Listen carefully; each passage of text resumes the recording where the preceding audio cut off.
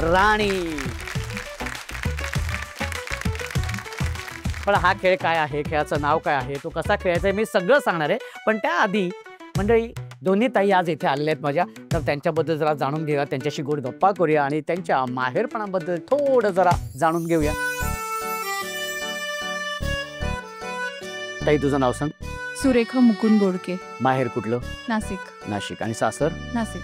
सासर पण नाशिक, माहेर पण नाशिक. काय करतात भाऊजी? माझे मिस्टर बिझनेसमॅन आहेत. अच्छा. बेकरी रॉ मटेरियल सप्लायर आहेत ते. Bakery raw material supplier. वा, व्हेरी गुड. आणि किती वर्ष झालीत लग्नाला? माझ्या लग्नाला 30 वर्ष झाले. 30 वर्ष झालेली आहेत. Very good. 30 वर्ष. पण कसं आलं होतं हे स्थळ? स्थळ नाही, ऍक्च्युली माझं लव्ह मॅरेज आहे. तरी मला वाटलं सासर आणि माहेर एकच आहे म्हणते नंतर, आहे की नाही? गोळे कॉलनी. कसं कसं काय फुललं हे प्रेम? हा, सुरुवात कुठून झाली? सुरुवात त्यांच्याकडनं झाली. अच्छा, त्यांच्याकडून झाली. हा, पण काय म्हणजे कुठे बघितलं त्याने? आणि कॉलनी फ्रेंड. कॉलनी फ्रेंड म्हणजे असं जाता येता? हो. हा, एकाच कॉलेजमध्ये. एकाच कॉलेजमध्ये, एकाच कॉलनीमध्ये. हो, अच्छा. बरं बरं बरं. मग काय कसं म्हणजे भाऊनीच भाऊजी त्यांनी प्रपोज केलं? अच्छा, प्रपोज केलं. ओके. पण काय काय विचारलं होतं तेव्हा भाऊजीने? काय काही नाही, ऍक्च्युली आम्ही कॉलनीमध्ये खेळायचो वगैरे, बॅडमिंटन खेळायचो. मग हळूहळू आम्ही वाढत गेलो. मग एकदा त्यांनी डायरेक्ट सांगितलं की मला माझ्याशी लग्न कर. बरं, मग तुम्ही काय सांगितलं? थोडा विचार करते. किती दिवस घेतले? एखादा वर्ष. किती दिवस घेतले? तर एखादा वर्ष. मला वाटलं एखादा दिवस असं म्हणत असाल. 1 वर्ष घेतलं तुम्ही?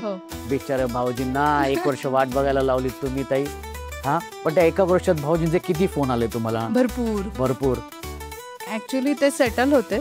माझं थोडंसं होतं की अजून मला थोडं शिक्षण पुढे करायचं होतं. मग नंतरून ते बोलले की तू लग्नानंतर शिक्षण कर. मग लग्न करून टाकलं आणि मग नंतर शिक्षण घेतलं. मग नंतर शिक्षण केलं. आणि ऍक्च्युली मी एक सेटल बिझनेस वुमन आहे. माझा पण बिझनेस आहे बेकरी रॉ मटेरियल सप्लाय मध्ये. निकिता ट्रेडर्स म्हणून माझी फर्म आहे. आम्ही दोघं पण ते बघतो आणि उत्तर महाराष्ट्राचं पूर्ण काम आमच्या दोघांकडे आहे. क्या बात आहे. Very good. खूप छान, मस्तच एकदम.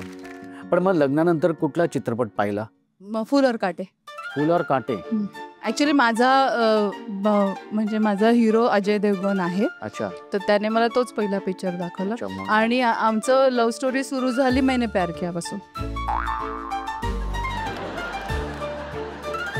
बरं, तुमचा आवडता हिरो अजय देवगण आहे. भाऊजींची हिरोईन कोण आवडते? मी. ओ, ओके.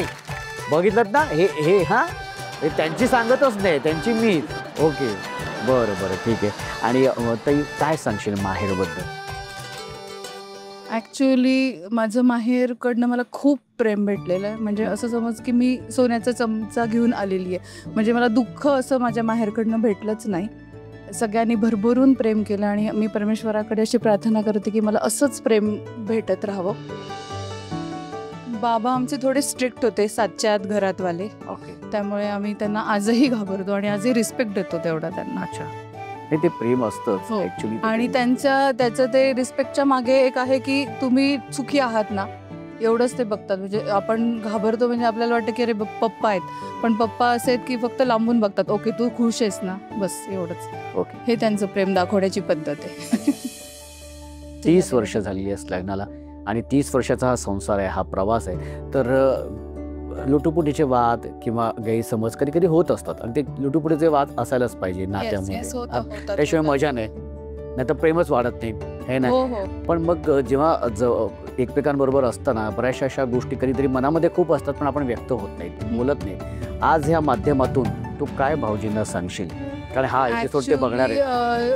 आम्ही दोघं जण सोबत बिझनेस मध्ये आहोत, त्यामुळे आम्ही एकमेकांसोबत राहतो. पण आम्ही असं एक टाइम स्पेंड नाही करू शकत. तर माझं त्याला असंच म्हणणं आहे की आता उरलेल्या आयुष्यामध्ये माझ्यासाठी थोडासा टाइम दे. पण हेच म्हणणं त्यांचंही असेल तर ऍक्च्युली बरोबरच असतो. पण आपण जे म्हणतो ना, एक लाईफ जगायला पाहिजे दोघांनी एकमेकांसोबत, तर ते मला त्याच्यासोबत आवडेल अजूनही जायला. डोळे पाणवले तुझे. म्हणजे तो प्रचंड प्रेम करतो माझ्यावर, पण मला असं वाटतं की अजून त्याने माझ्यासाठी वेळ द्यावा.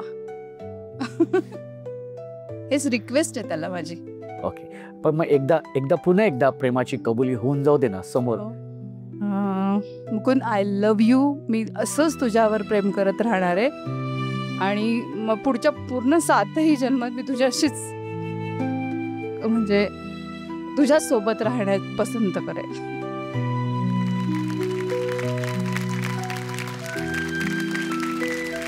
वा, किती सुंदर ताई, खूप छान वाटलं. आणि नक्कीच हे आनंद अश्रू आहेत तुझ्या डोळ्यामध्ये. ऍक्च्युली तो खरंच सुंदर, म्हणजे त्याचं व्यक्तिमत्व खूप सुंदर आहे. तो खूप शांत माणूस आहे. म्हणजे त्याने एक असं फुलासारखं मला जपलंय. म्हणजे पप्पांनी तर केलंच, पण त्याने पण तेवढंच मला साथ दिली. नक्कीच. आणि ह्या तुमच्या नात्यातला गोडवा, हे प्रेम अजून उत्तरोत्तर अजून